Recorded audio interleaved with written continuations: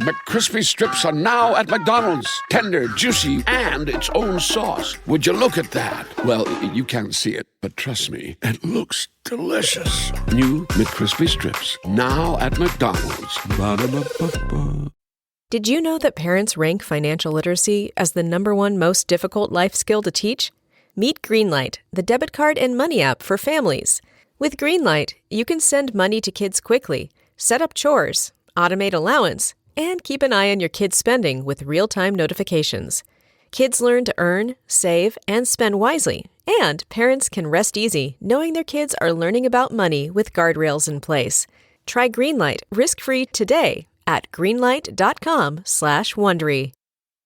Bombas makes the most comfortable socks, underwear, and T-shirts. Warning, Bombas are so absurdly comfortable you may throw out all your other clothes. Sorry, do we legally have to say that? No, this is just how I talk, and I really love my Bombas. They do feel that good. And they do good, too. One item purchased equals one item donated. To feel good and do good, go to bombas.com/Wondery and use code WONDERY for 20% off your first purchase. That's BOMBAS.com/Wondery and use code WONDERY at checkout.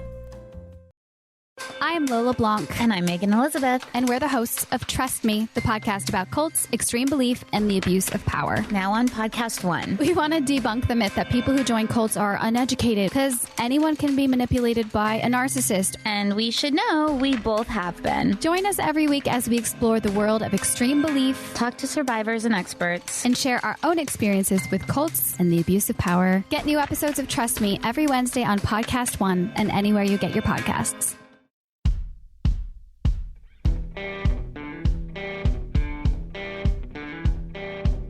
I'm Brett. And I'm Alice. And we are the prosecutors.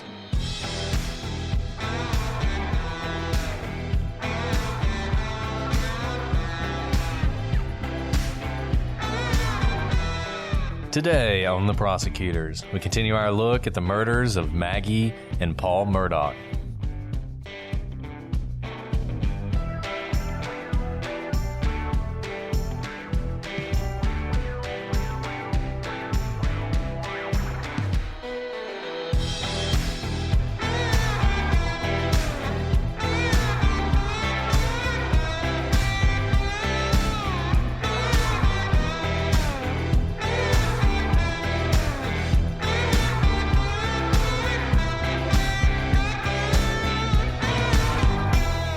Hello, everybody, and welcome to this episode of The Prosecutors. I'm Brett, and I'm joined, as always, by my bountiful co-host, Alice.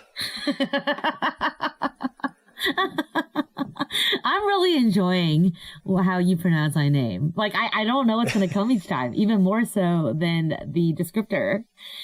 That was good. Yeah, that was good. I'm running out of variations. There's though. Not that this many series variations. goes much longer. Too bad, because we have a few more episodes in us. Who knew there were that many ways to pronounce Alice? You know, okay, so when I was like, I don't know, whenever you experiment with, being cool, I was like 12 or 13. I was like, what if my name was spelled Alyse? And I tried it out, and my brothers made fun of me mercilessly, and that ended it. Yeah. Kids go through that phase where they hate their name or whatever. Yes, exactly. But I'm loving the way you're pronouncing my name because, guys, to this day, we do not know how Alec Murdaugh, however you say it, pronounces his name, and that's part of the fun. So it's like an Easter egg hunt of, I hope someone's doing like a tally, like a bingo of how we pronounce their names and the number of times, because I know I change it, like not on purpose, just as we go along. It just comes out however it comes out when I say it. It's just, I just never know what I'm going to say. The other thing we don't know is when Alice is going to have her baby. So we are recording like crazy. Yeah. This is like the 4th day in a row we've recorded. I mean, I love recording. I don't know. It's super fun. I do too. It's but fun. we are doing them back to back to back in hope. So I'm a little sick of you. Yeah. So you guys are going to hear this like one week after another. So it's going to sound like I've been expecting a baby for months, but really we're doing this like back to back to back days. It's true.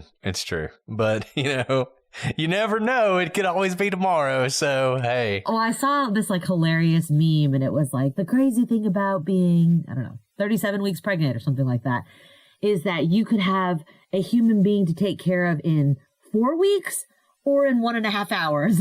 And I was like, that's so true. That's such a mind bend. It's so true.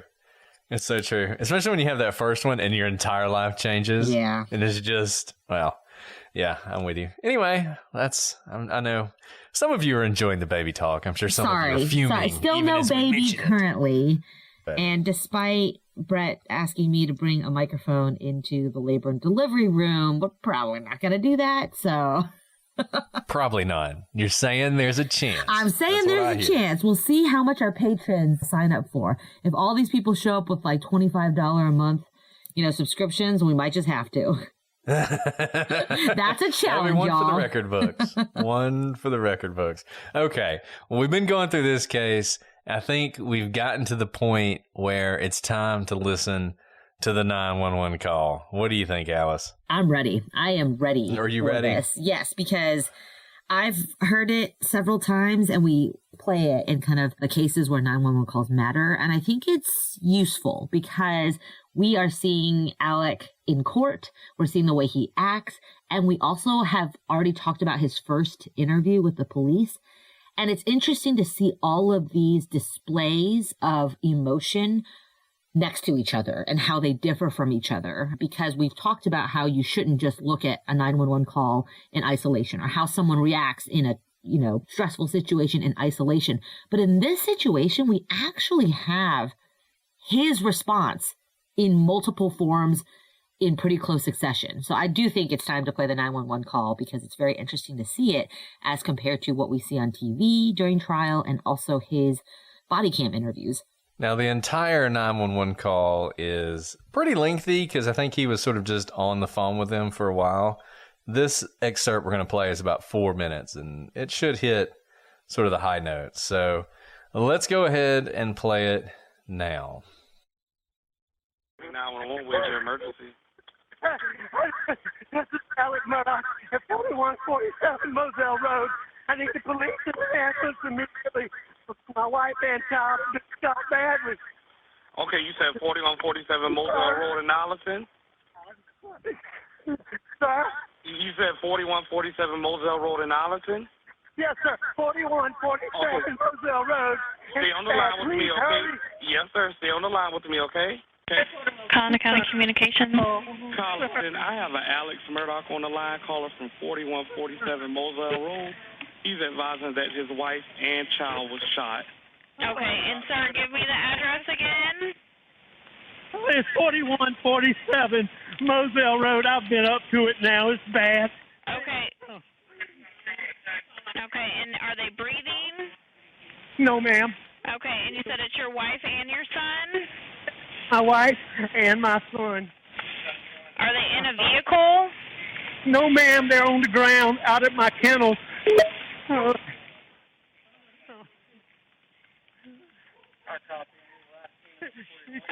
and did you see anyone? Okay, is he breathing at all? No. Is she? Okay, do you see anything? Do you see anyone in the area? No, ma'am. No, ma'am. What color is your house on the outside? What color is your house on the outside? It's white. You can't see it from the road. Okay, is it a house or a mobile home? It's a house. Okay, and what is your name? My name is Alec Murdaugh. Okay, did you hear anything, or did you come home and find them? No, man, I've been gone. I just came back. Okay, and was anyone else supposed to be at your house? No, ma'am.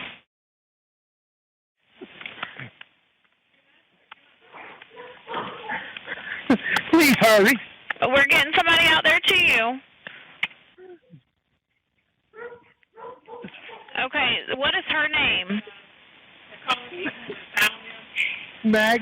Maggie and Paul. Maggie is her name? Yes, ma'am. Okay. And please hurry. We're getting somebody out there to you. Me asking you these questions, don't slow them down, okay?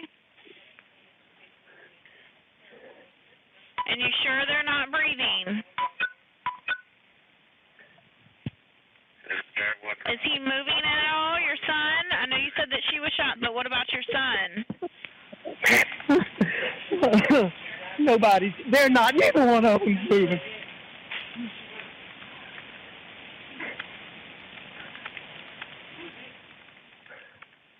What is your telephone number? And does anything look out of place? Ma'am,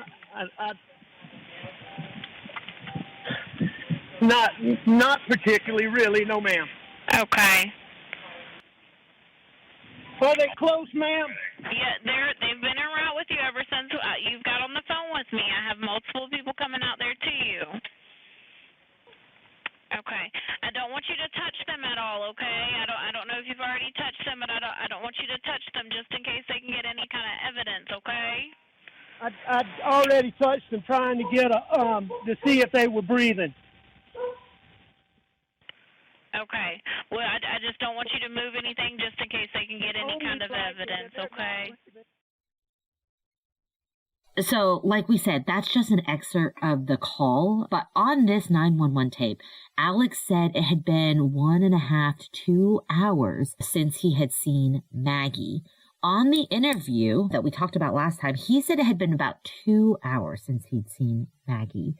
He told them he'd taken a nap after dinner and had not seen them again before he left his mother's house.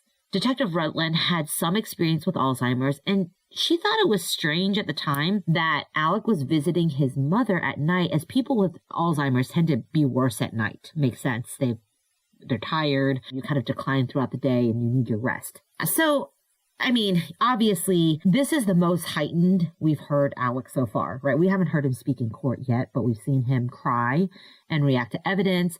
And we saw how he acted on body cam and in an initial interview.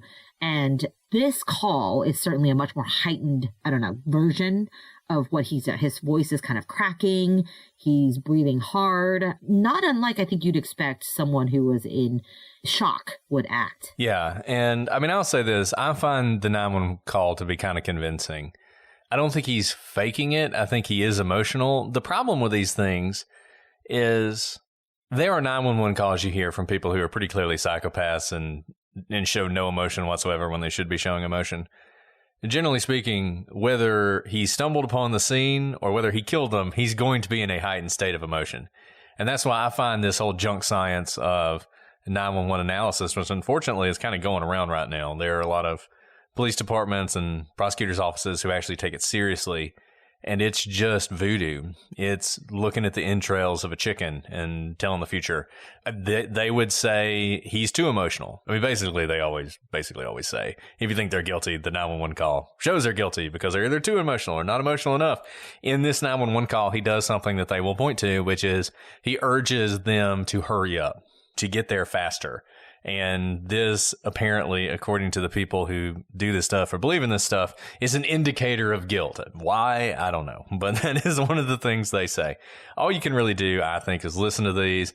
The defense is going to say, see how emotional he is. Clearly, this is real. The prosecution's going to say it was all a put on.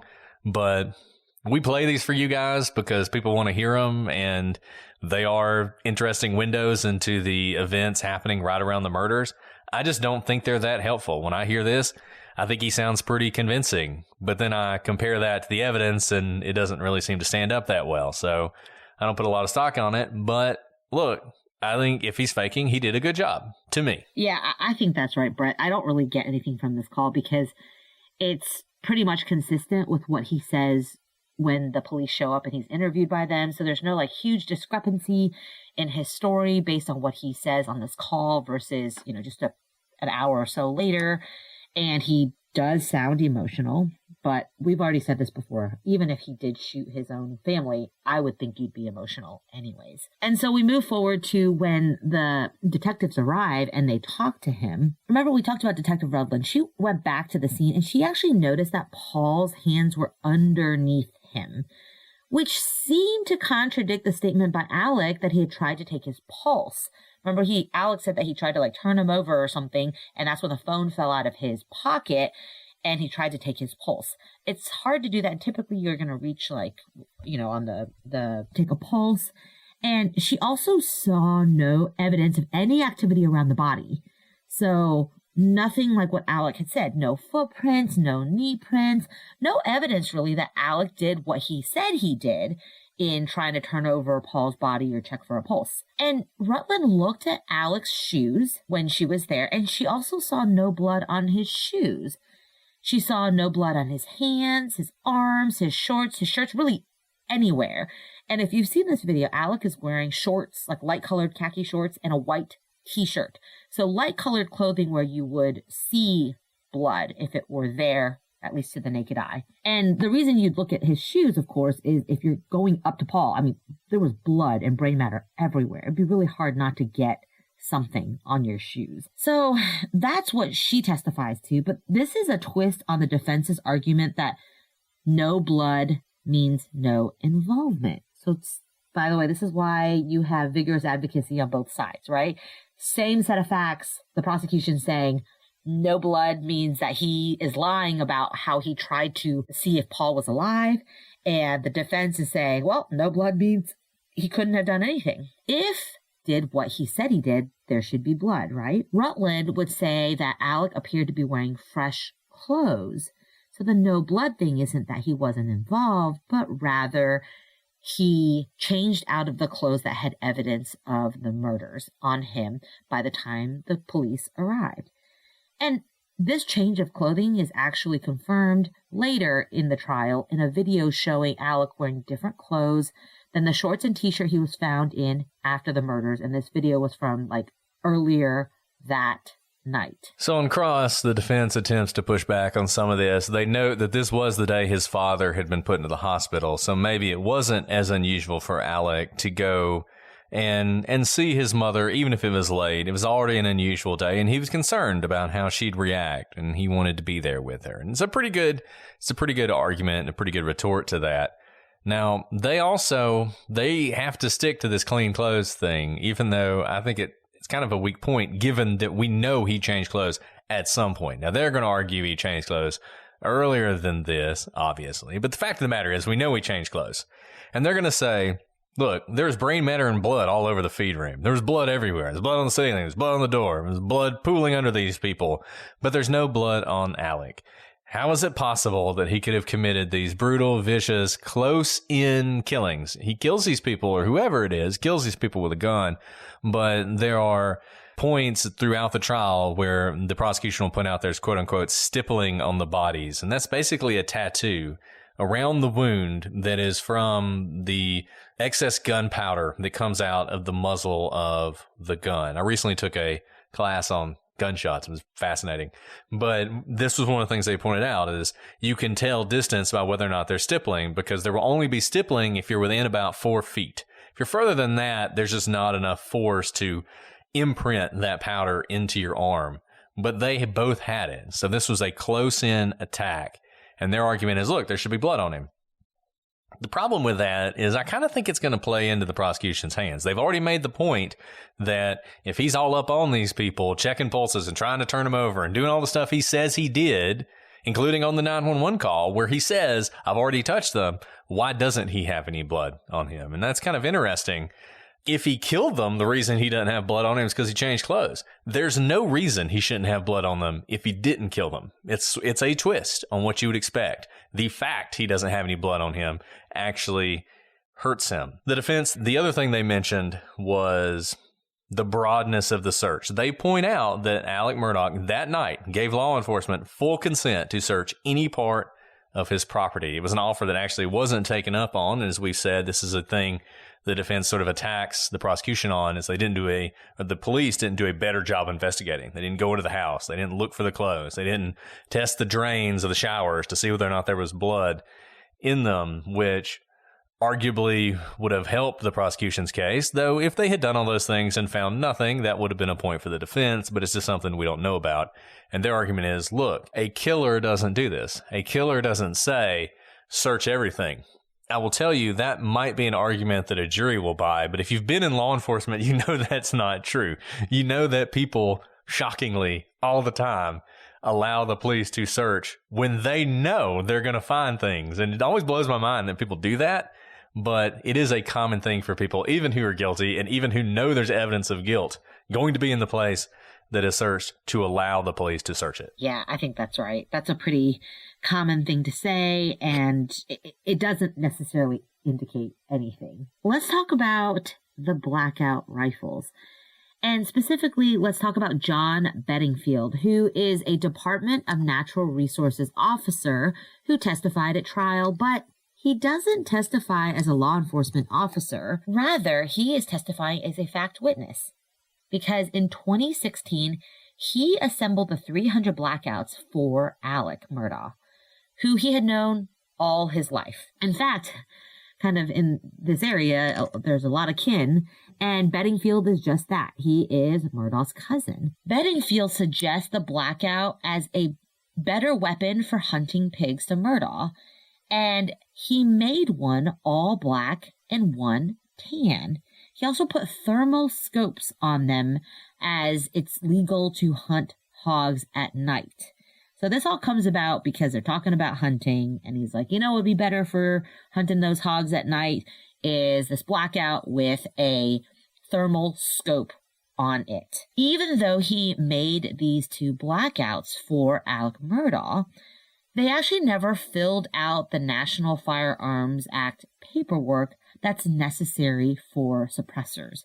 So there's certain things you have to register under the NFA, and suppressors are one of them. If you build your own, it kind of gets a little bit tricky when you get them at different places. Usually if you get them at a gun show or something, it's automatically registered, though, if you buy it at a dealership or a gun shop, that's usually done. But because Bedingfield is, I guess he just one-on-one kind of builds it for him, they never do the paperwork. Now, in April of 2018, Alec wanted another blackout on top of the two that Bedingfield already made for him, because he said that Paul had lost his, and Alec had Bedingfield make him another blackout rifle. This time, though, he left off the thermal imaging scope, which cost $1,800, so not cheap, since Paul had lost the last one. Ironically, Maggie was the one who picked up this new blackout rifle from John, and it would be a blackout that would eventually kill her. This third blackout is missing, and no one knows where it is. It still hasn't been recovered. And the defense's position is Paul probably just lost it too, because Paul lost things. There's a lot of discussion about how Paul just leaves guns laying around everywhere, which is kind of wild. Very, very irresponsible. Yes, just loaded guns everywhere, and he'd already lost his weapon. By the way, I like how the response is when you lose something very expensive is, we'll just leave off the scope. That's $1,800. But yeah. It's like, let me get you a new car. We'll just, leave off the rims, Right. And the AR-15s, this is a form of AR-15s. AR-15 is a platform, and so a lot of different gun manufacturers have their own version of the AR-15, and a lot of people make their own AR-15s. AR-15s are controversial. There's a lot of people who think they shouldn't be allowed, but one of the reasons they're basically the most popular weapon in America right now is they are incredibly customizable, and people do build them a lot. And this is an example of that. Basically, you buy all the different parts and you just put it together. Obviously, you have to know what you're doing in order to do that, but there are people who do. He's one of them. He puts them together, adds all these different things on them, was going to have a suppressor on them. Suppressors, by the way, they're not like, we've talked about this before on the show, it's not like the movies where you fire a gun with a suppressor and it's like silence, like whoosh. It's not that at all. It's just, it's less uproarious when you fire it. But it's still loud. You can fire, it's still loud. It's still loud. You can fire a suppressed weapon without hearing protection and it's okay, but it's still loud. It still will bother you. I fired a shotgun with a suppressor once, which is a weird experience. Number one, because the suppressor on a shotgun is so huge that it totally throws off the balance of the gun. You can't hit anything with it, but it was still pretty loud. Obviously, suppressors for an AR-15, AR-15s are very loud. Shotguns are loud. AR-15s are much louder than shotguns. So it is something that some people put on them. They were going to, but like Alice said, there's a ton of paperwork you have to go through, so they didn't do that. this gun probably cost, I don't think they ever said how much the actual weapon cost, but the thermal imaging alone was $1,800. That was probably the most expensive component of the weapon, but I bet the rest of the gun probably cost that much as well. So this is an expensive gun. He bought 2 of them, ends up buying a third. They have the one that was Buster's, and we'll talk about that more some later, but this one is missing, and that's led the prosecution to speculate this was the gun used in the murders, and it was subsequently gotten rid of. Now, what is a 300 blackout? We've talked about AR-15s. What is a 300 blackout? So the 300 blackout is 30 millimeters. That's the size of the bullet that goes into the gun. This is a little bigger than a .223, which is a fairly common round, and a lot of AR-15s are a .223. The 300 blackout, it has more stopping power than a .223. For those of you who know out there, the NATO round, which is the standard round used by the military, is a .556. It is basically exactly the same as the .223. Don't ask me what all those numbers mean. I mean, a .223 means it's like basically the bullets are the size of a .22. If you know what a .22 is, they're pretty small.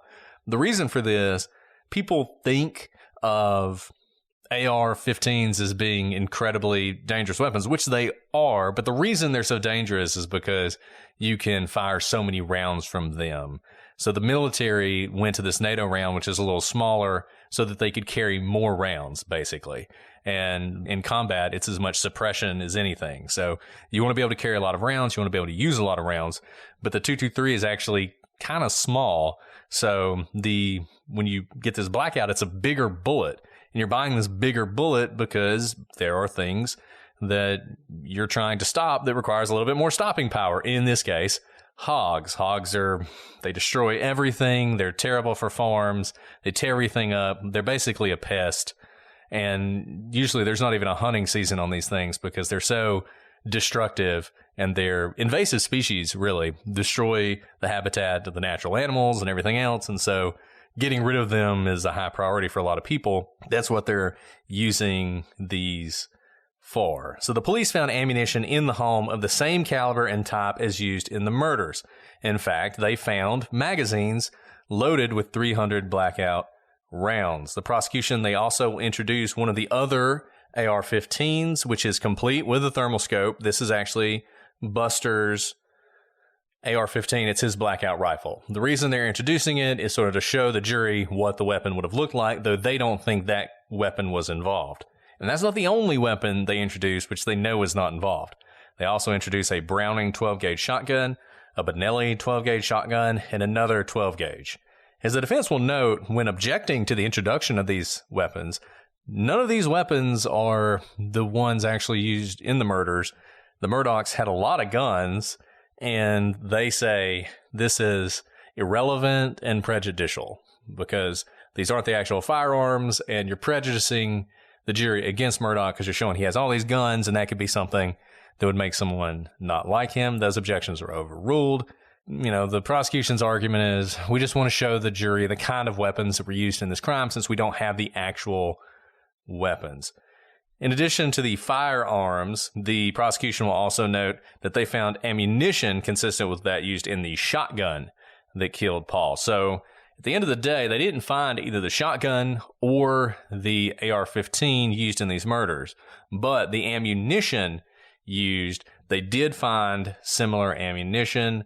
And so the argument there is these people were killed with family guns, with ammunition on the home, on the premises, which makes it less likely that this was a stranger murder. Yeah. I mean, this is clearly a hunting lodge. There's going to be a lot of guns there because there's hunting that takes place here. So those of you who may not be around a lot of guns, I wouldn't be thrown off by the number of guns in this case. This is pretty typical, honestly, here. I think what's more relevant is just that a gun was used, at all. And there were a lot of guns to be accessed here, and that not all of the guns are accounted for. But the fact that the Murdaughs had a lot of guns, honestly, I mean, Brett, I think you and I both know people in the South who have hunting lodges or who like to hunt, who honestly own like dozens and dozens and dozens of guns. And that's not out of the ordinary whatsoever. So, yeah. That's what I have to say about guns. And half the people who testified in this testified to the number of guns they have, and they all had a bunch. Right. So yeah, it's not that unusual. I know it's weird for some of you guys, some of you who live in places where firearms are not really something people have, or if you live in a foreign country where they're not even legal. But here in the United States, a lot of people have a lot of guns. And usually, if you're the kind of person who has an AR-15, for instance, that will not be the only firearm you have. You will have multiple firearms, and I think you see that here. And here's another thing about people with a lot of guns. You know how to handle guns. You know how to load them. You know how to clean them. They're not scary to you. They shouldn't be. You should at least have fluency in it because you take care of your guns. And so even though there's a lot of them, the fact that Paul leaves them around, it's incredibly dangerous. Obviously, we've all heard horror stories of kids picking up guns and shooting themselves or shooting someone by accident. But that kind of just shows you how everyday and ordinary these guns are in their lives, that they are just everywhere, that they shoot a lot for sport and for pest management on the farm. And it's just kind of an extension of who you are, especially on a property like Moselle. Now, Alec doesn't give just one interview. He actually has a second interview a couple days later on June 10th. And if you've been following the trial, you know there is a lot of controversy as to whether he said the word they or I during this interview. So what am I talking about? During one SLED agent's testimony during trial, an interview was played that was conducted with Alec only a few days after the murders. First, Alec consents to a cell phone dump. He says that on the day of the murder, he was at his law office and he was working on some motions. He doesn't mention that he was confronted that day by members of his firm about potentially stealing money. But he does mention the lawsuit related to the boat wreck. During that afternoon, he rode around with Paul looking for hogs. And the reason they're doing that is hogs will tear up the hunting fields and everything else. They're rooters and they are huge. And when they root, they really turn over all your land. And it makes it very bad for hunting and even for planting things like sunflowers. And as Brett just told you, one would use a .300 blackout rifle to kill these hogs that are pests on their land. And during this afternoon of riding around together, Paul and Alec also did some target shooting with a .22. So this is, again, kind of a normal day at the farm, like target shooting, checking out your land on a golf cart, not a golf cart, but, what is it, a four-wheeler? Because you usually just drive all over your land, check it out, make sure there's no holes in your fences or any other pests that you should know about that can't be seen from the house. Guys, I got to tell you, laundry detergent is the worst. It comes in those massive plastic jugs. It's filled with messy goo. It gets everywhere, and it's 90% water. Why are you paying for those jugs? Why are you filling our landfills full of plastic jugs you don't need when 90% of them don't get recycled? That's right. There are 700 million detergent jugs in our landfills every single year. That's where Earth Breeze comes in. Earth Breeze laundry detergent eco sheets, they look like dryer sheets, but they're not. They dissolve 100% in any wash cycle, hot or cold. It couldn't be easier. No measuring or mess. Just toss them in. They make the whole concept of detergent better. Packaging is compact, biodegradable, plastic free. And if what you really care about is getting your clothes clean, well, they got you covered there too. This is some of the best, most powerful detergent you can get without the mess and without the waste. I am telling you, you won't really know until you try it. And if you don't like it, Earth Breeze will give you a full refund. You have nothing to lose. You don't even have to send it back. They are confident you'll love it as much as I do. So now is the time to try Earth Breeze, because right now our listeners can subscribe and save 40%. Go to earthbreeze.com/prosecutors to get started. That's earthbreeze.com/prosecutors for 40% off. earthbreeze.com/prosecutors. I don't know if I've told you all this, but I like to do the keto thing. And that's why I love Thrive Market, because it is my go-to for all my grocery and household essentials. In particular, all those hard to find keto products, whether it's snacks that don't have sugar in them, or things you can use to cook, or things you can use as a substitute for sugar. It can be hard to find that stuff in the stores, and it is always so expensive. But Thrive Market is the kind of place where you can find not only keto stuff, but if you're not into that, if you need gluten-free snacks or non-toxic cleaning essentials, you can curate your own shopping experience with Thrive Market. And the best part of it all, not only is it convenience, but you are going to save money on every single order. On average, I save over 30% each time. When you join Thrive Market, you're also helping a family in need with their 1-for-1 membership matching program. You join, they give. You talk about a win-win. You're going to get your stuff more conveniently at a cheaper price, and you're going to help other people at the same time. So join Thrive Market today and get 30% off your first order plus a free $60 gift. Go to thrivemarket.com/prosecutors for 30% off your first order plus a free $60 gift. What are you waiting for? That's THRIVE market.com/prosecutors, thrivemarket.com/prosecutors. Yeah, and it's so interesting him talking about the target shooting with a .22. That is just, there's some brilliance to that. You know, we've talked about the gunshot residue. We're going to talk about it more. He's saying, I fired guns that day, and that is going to be something that he's going to use to explain some of the evidence. So this interview goes on, and he says, and this is a really important part, he talks about how they drove around, they shot the .22, and then they are going to have supper. It's a short supper. It was already on the stove.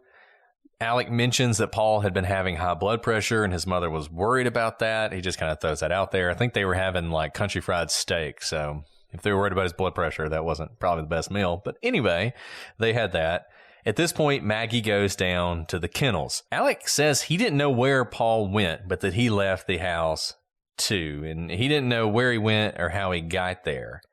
And he stresses that he didn't know where Paul was until after he was killed, almost indicating that he thought maybe Paul had left altogether. Either way, the reason he didn't know is because he stayed in the house. He was watching TV and looking at his phone, and he actually fell asleep on the couch. He then left to go to his mom. He then says he's going to tell them something crazy. Remember, the first time in the first interview, he says he's going to say something crazy. He tells the story about how his caretaker is in a secret assassination team that goes around killing Black Panther leaders. Well, this time, when he says he's going to tell him something crazy, I assumed he was going to say the same thing, but that's not what he says. Instead, he says that he was almost positive that he heard Maggie and Paul pull up to the house, but they didn't pull up because obviously when he got up and went outside, they weren't there. But he really thought he heard a car pulling into the driveway. And he noted they didn't get a lot of visitors out there, but he had the impression there was a car pulling up. This is obviously significant because this is Alec indicating that while he was there, the killers had arrived. He doesn't come out and say that, but he's saying he heard a car come up. They don't get visitors. A car came up. Maggie and Paul end up dead. Obvious implication is whoever's in that car did it. He also says that when he got into his car, something ran in front of his car. Now, he thought it was a wildcat and not a person, but he didn't really know what it was, and it's unclear how this would be connected to the murders if it happened. Now, one thing he doesn't say he heard any gunshots.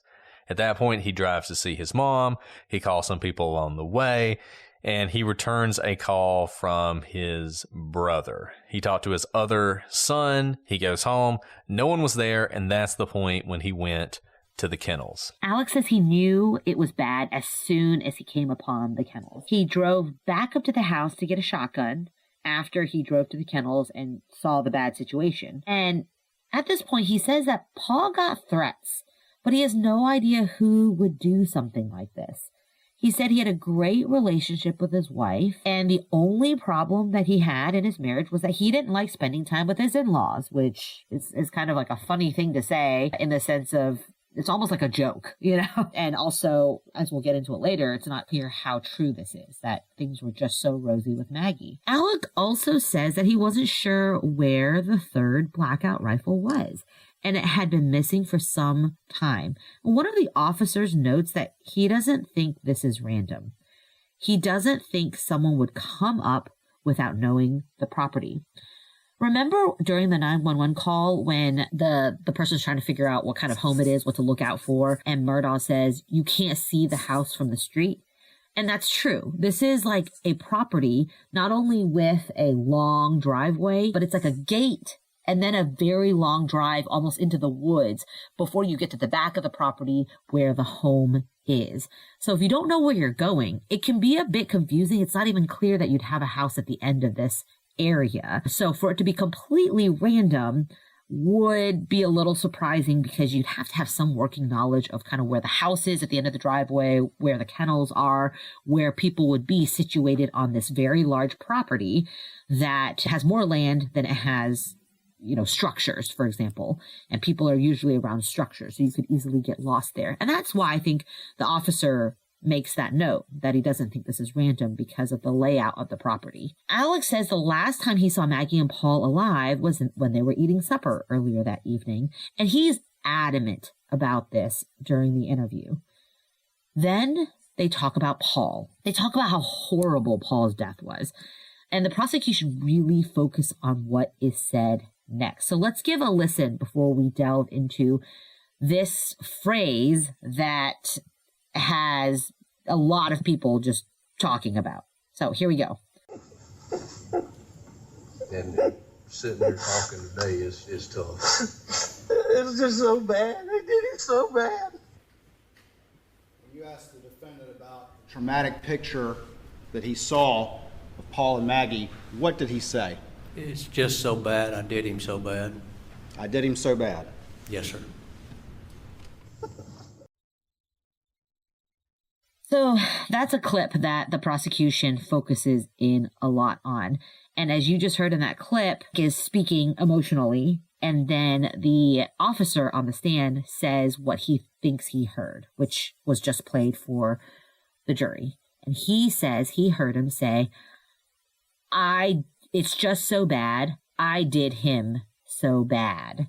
And the reaction on the tape is not, what do you mean when you say that? Which is what you'd expect if Alec had said something incriminating. They kind of just move on in the rest of the interview. So the main line here is Alec saying either, it's just so bad, I did him so bad, which the prosecution is trying to say is an admission that he killed Paul, or what the defense is going to argue is being said instead.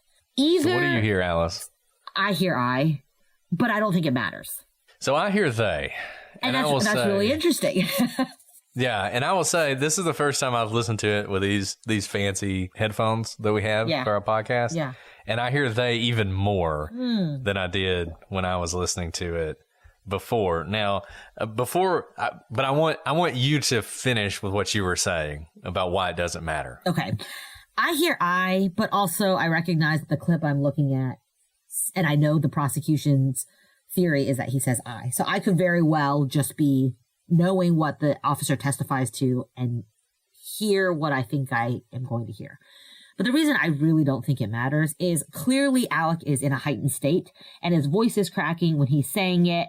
I don't think he's articulating clearly, and who cares if he is? Because when you're in that heightened state, you could easily mix up your pronouns, and it does not necessarily mean an admission. It doesn't sound like an admission because an admission is typically like, I can't believe I did. And it's usually repeated over and over. I can't believe I did that. I can't believe I did that. Why did I do that? It's usually not just a random pronoun. I did him so bad.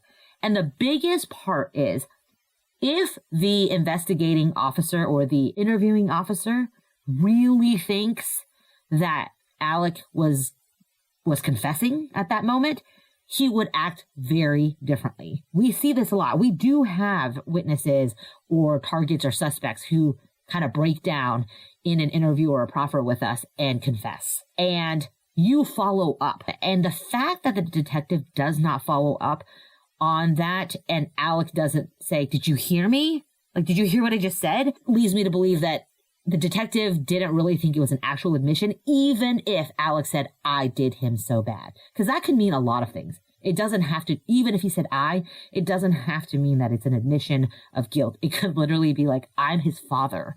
I should have protected him. And I think this is a big mistake by the prosecution to focus on this so much. It's a gotcha moment that I don't think gets him either way, but it's also a moment that you could imagine introducing doubt. I mean, and just imagine, for instance, in 5 years, let's say Murdaugh is convicted, and in 5 years, somebody decides to do a Alec Murdaugh was innocent podcast. One of the things they would do is they would have that tape analyzed by the fanciest audio engineers around, and let's say that what it actually says is they.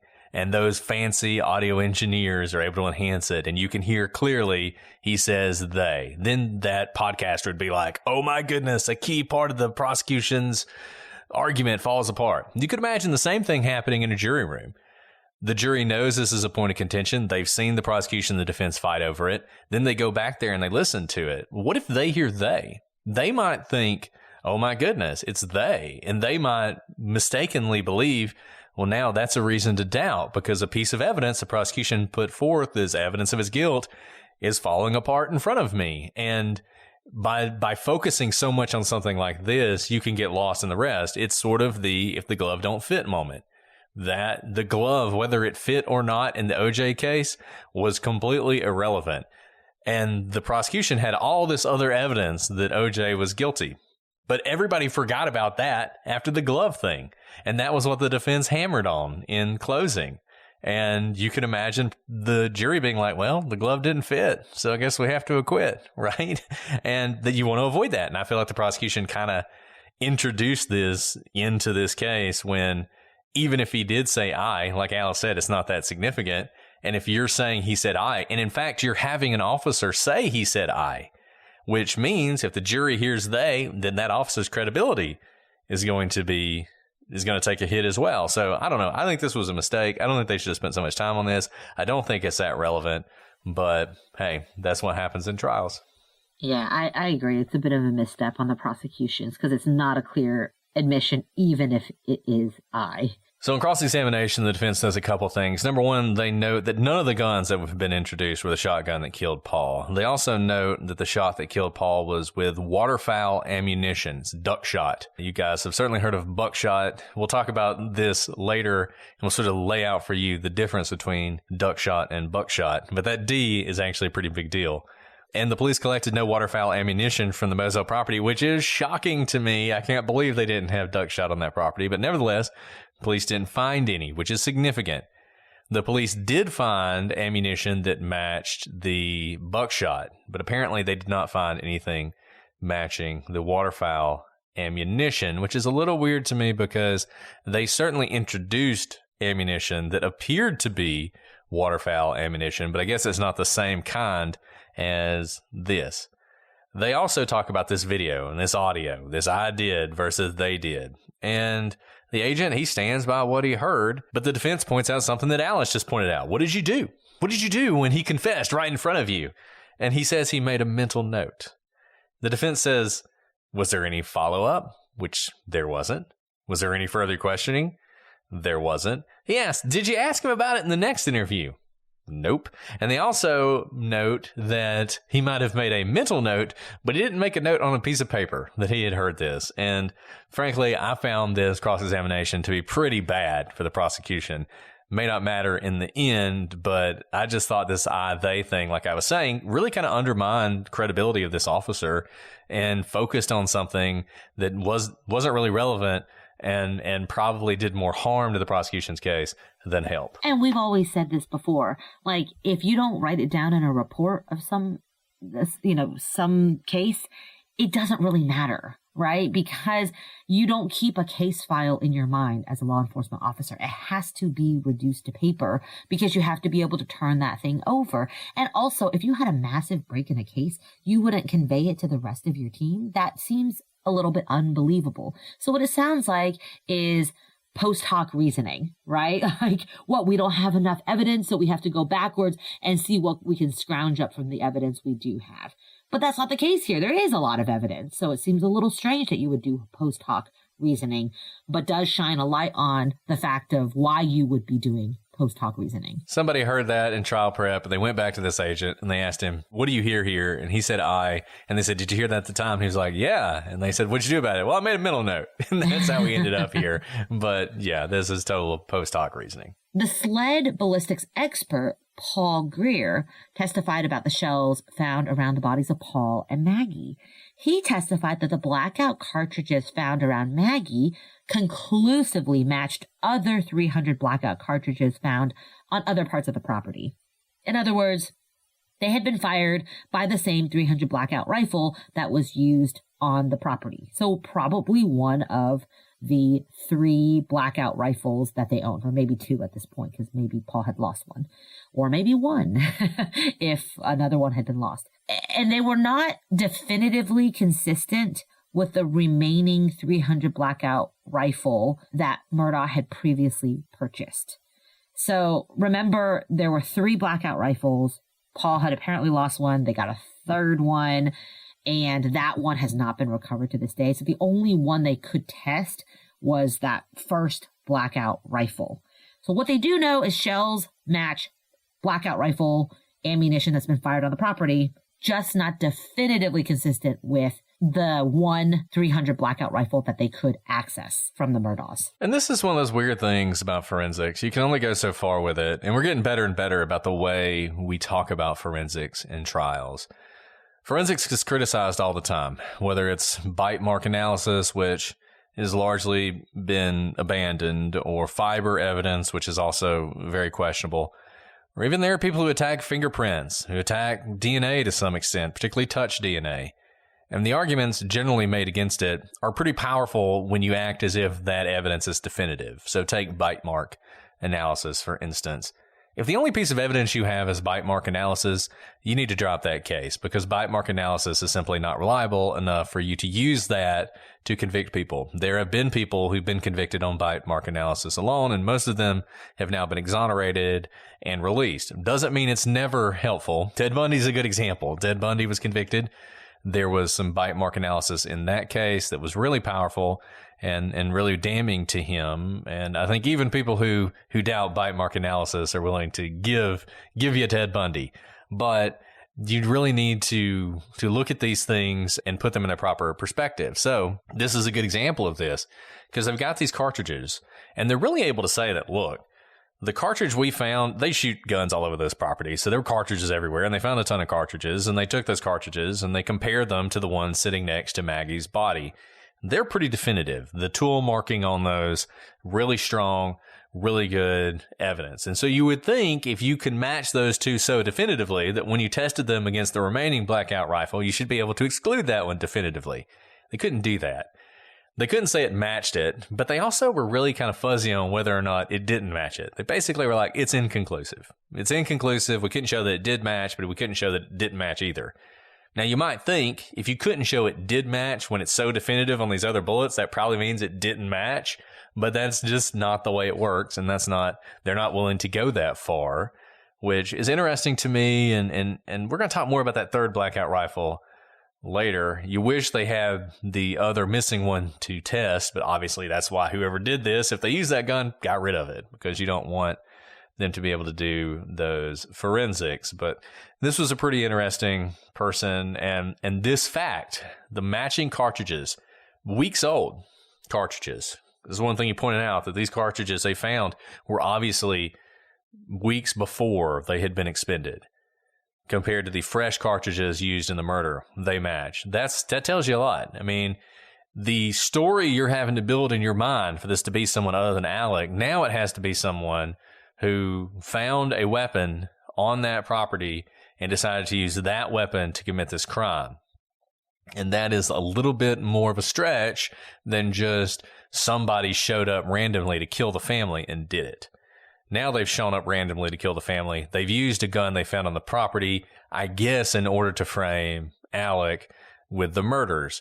Obviously, that's a pretty dangerous thing to show up at a property where there are guns everywhere. Yes, they are accessible, but if anybody sees you, you're going to get shot because everybody's got a gun.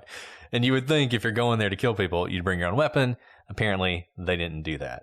Let's talk about gunshot residue. So SLED agents tested for gunshot residue, of course, because that's going to be one of the first things they do. They test Alec's shirt, his pants, his shoes, the seatbelt of his car, the raincoat that they found at Alec's mom's house. We're going to talk more about that later, but they tested all these items. And they noted one thing that was interesting that didn't have anything to do with gunshot residue, but it was interesting. They noted that when they opened up the package that had Murdaugh's shirt in it, they could smell laundry detergent, which they thought was a little weird because it was a warm night. He was kind of sweaty. If he'd been wearing that shirt for a long time, you would think it wouldn't smell like laundry detergent, but it did. And this goes back to the prosecution's theory that obviously he had changed clothes very close in time to when this 911 call was made.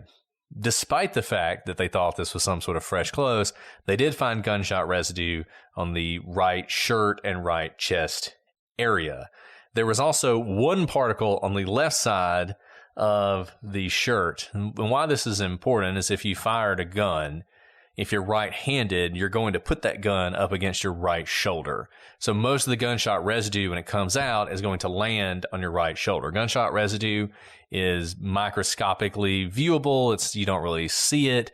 So you're not going to expect a big mark or something on the shirt. It's just the residue you're going to find. They found one particle on the left side.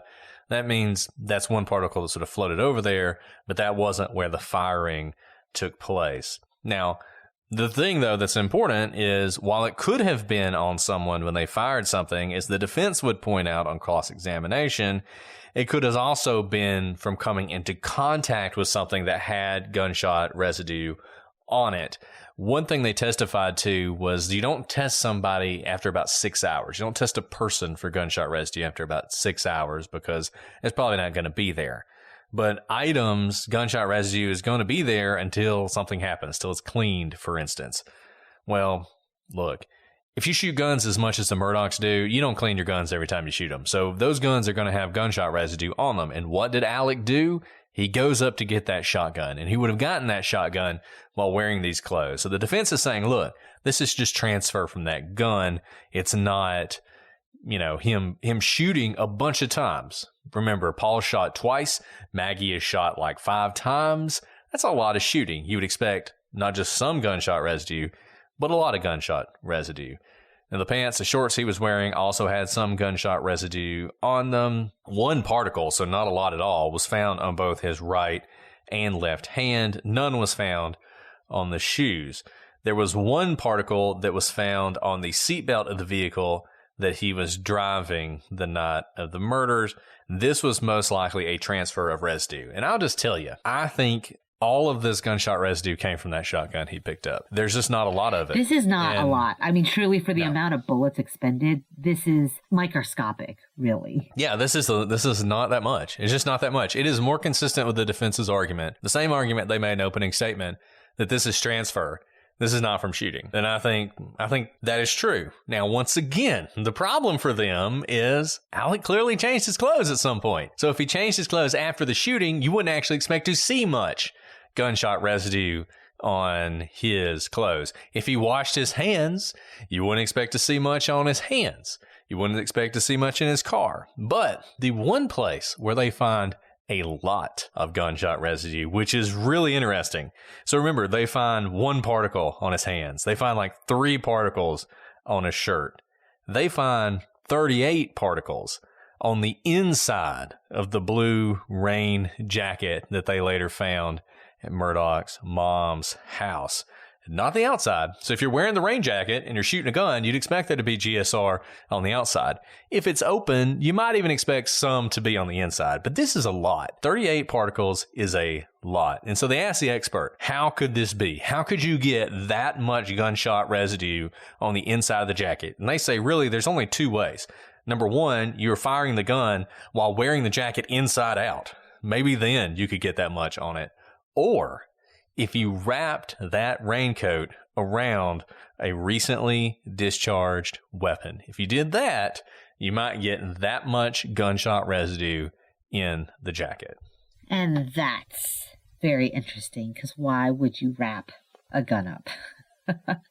I mean, that is really bad for the defense. This is pretty powerful. This is incredibly powerful. Yeah, I think it really goes to one of the big weaknesses of the prosecution's case. It's always a weakness, is whenever you don't have the murder weapon.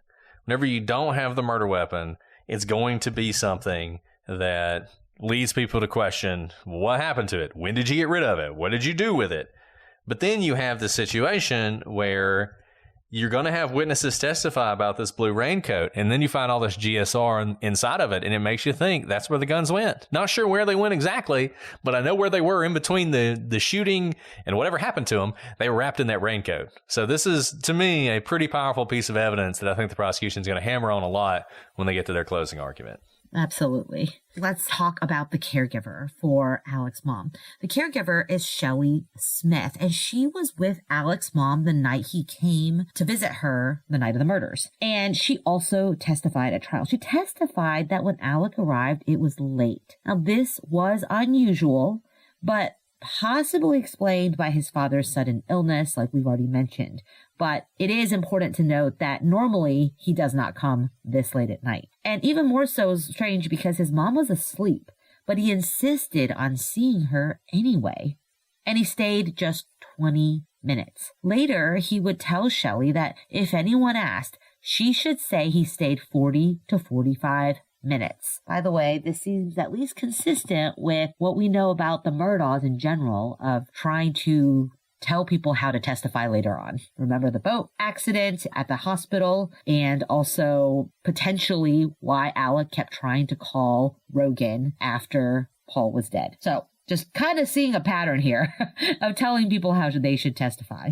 And strange to say that. Like, who would be asking how long he'd been there? It's not clear why he would say that. Now, Alec also suggested that her upcoming wedding would be expensive, and he offered to help pay for it. And he told her that he might be able to get her a better job at the school where she worked, a second job because he knew the principal. Again, this is all very interesting. Why bring it up now, especially in such close succession to him telling her to tell anyone who asks that he was there for 40 to 45 minutes as opposed to the actual 20 minutes he was there. Of course, the implication is that he's bribing her to say something that is more favorable to him that is not true by offering money and, potentially paying for a wedding or another job. She also testifies that she saw Alec enter the home a week after the murder with a blue tarp. It's unclear what, if anything, was in the tarp, but it was a source of much debate during the trial. The prosecution argued that the tarp wasn't a tarp at all, but rather the blue raincoat they later found in the home that we just discussed with 38 particles of gunshot residue in it. I thought this lady's testimony was really bad for Alec. I thought really it was bad. And by the really way, bad. this is, it would be hard for her to not testify truthfully because you don't always know where the prosecution's going. I think they did know what she was going to testify to, but like her testimony in isolation is, and all she knows is her testimony, right? She doesn't know the rest of the evidence is what she knows. And it's not apparent based on what she has to say that it's going to be damning against Alec. The fact that he shows up with a blue tarp, okay, no big deal. The fact that, he's offering her jobs, maybe he's just a nice man. And so this is why, by the way, you typically keep your witnesses from each other so they can't, mix their stories or try to make sense of everyone's different testimonies, because they're more likely to tell the truth if they have no idea how their testimony fits into the larger picture. And I will say this. There is obviously this narrative out there, and we've talked about this some and expressed support for this narrative, that the Murdaughs are sort of a corrupt entity, at least Alec and his role, that has intimidated and manipulated a lot of things in this area. And there are a lot of people who talk about how the witnesses are scared, and they're probably scared of Alec Murdaugh to this day, and that's a problem for the prosecution or whatever. And maybe that's true. I'm not saying it's not. That is not what you see from the stand, though. And maybe they're lying because they're scared of the family, possibly. But what you hear from a lot of these witnesses, which is far worse, is how much they really liked the Murdaughs. Whether it's Paul's friends or Alec's friends or his coworkers or this lady. I mean, this lady seemed like she really cared about Alec Murdaugh and the Murdaugh family, and Miss Libby who is his mom, she comes across as though she really cares about these people and doesn't want to be there, not because she's afraid, because she just doesn't want to hurt them. And that's so bad. It's so bad when somebody who seems like they really like the defendant is nevertheless testifying to these things that are really damning. Like Alice said, the whole manipulating, this is straight out of the playbook. Straight out of the playbook to find a witness who you need to say a certain thing and tell them what you want to say. And I think, let's go back to the timeline. All those calls to Rogan Gibson that Alec made after he found the bodies, what was he trying to do there? I think he was trying to do exactly what he did with Shelley Smith. He wanted to talk to him and make sure his story was straight when the police came to him. And innocent people don't do that. They don't do that. They're not trying to concoct a story and make sure that it's all straight. And I don't know. I just, this one was tough for Murdaugh. I think it's one of those where it's not as concrete. It's not a forensics expert or anything like that. It's not an eyewitness who saw him shoot somebody. It's not somebody that he screwed over or he stole from or anything like that. It's just an ordinary person who saw him on that day, and he did some things that were really strange. And I think it really hurt Murdaugh, and there was no cross-examining your way out of this. And the defense, they did some cross-examination, but it was mostly really about the tarp/jacket and whether it was a tarp or whether it was a jacket. But yeah, not great for him. And honestly, it's only going to get worse as the prosecution's case continues, which we're going to talk about more next week. And who knows, we might even wrap up next week, though as we're recording this, the defense is about to start putting on their side. So maybe we won't wrap up next week because we'll want to talk about some of the things they say. So, hey, this may go more than 6 episodes. Sorry if that happens. I know you're really upset. Well, we hope you're enjoying this. We want to hear what you think at ProsecutorsPod on social media, prosecutorspod@gmail.com for all your questions. Hello to those of you listening early and ad-free on Patreon, and to those of you watching videos on YouTube. I hope you're enjoying these episodes. I hope you're doing those 5-star reviews we talked about last time, either asking a question, which we'll answer on the show, or if you want to send us a screenshot of your 5-star review, even if it's an old one that you made a long time ago, we will make sure that you are in our next live recording that we do for our patrons, even if you're not a member of Patreon. Well, Alice, is there anything else you want to ask or anything you want to add before we sign off? Let's see if we make it to the next episode, Brett. Before the baby comes, baby watch. You never know. We'll see which one comes first, the defense resting a verdict or the baby. Oh, yeah. That's the true race. That's the true race. What happens there? Well, we will keep you guys up to date on that as well. By the time you hear this, surely there will be a baby. I guess we'll find out. But we'll see you guys next week with more on this just fascinating case. But until then, I'm Brett. And I'm Alice. And we are the Prosecutors.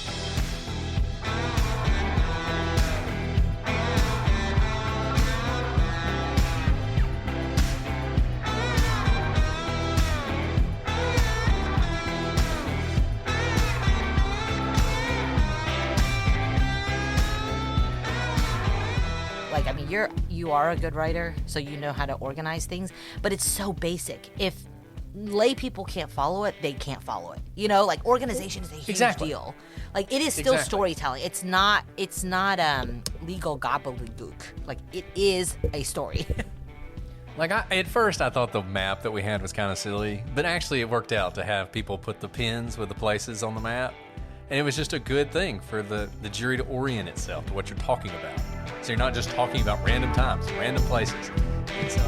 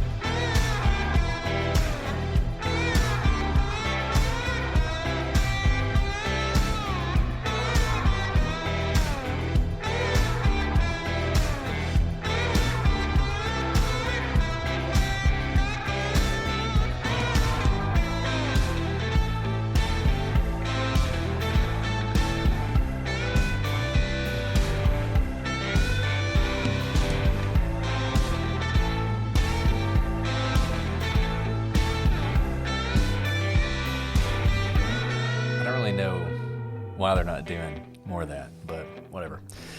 That's their case. I'm sure they will do fine at the end of the day. Okay. I didn't write anything for the story, or I guess I did. I just didn't. Oh yeah, I did. Never mind. I'm an idiot. You're never an idiot. Don't you call my friend an idiot.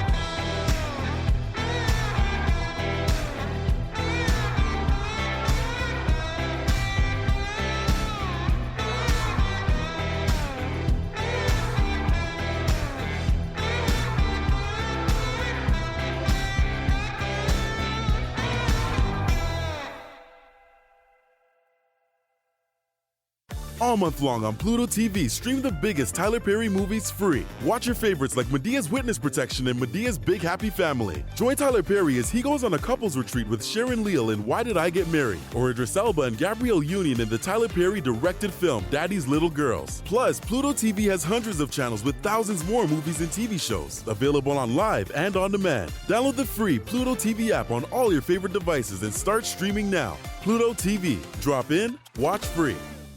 Find yourself looking for a new job or change in career? Monster.com is here to help.